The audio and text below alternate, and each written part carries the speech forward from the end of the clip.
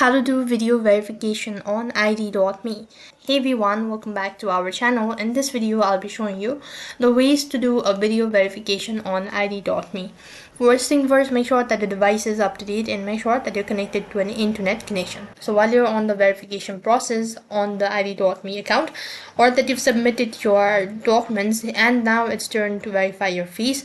So in that case, a video call will be made, so where you have to receive the call and then you need to scan, and they'll scan your face in order to verify that the person on the ID is you. To do a video verification on ID.me, first thing you have to wait for the video chat agent to join and then verify the information you provided. Include your name, date of birth, your address and social security number if required.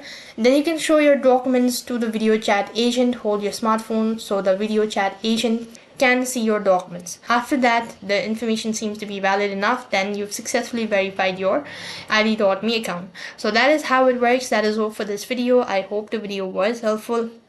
Make sure to like, share and subscribe to our channel. Thank you for watching. See you in the next video.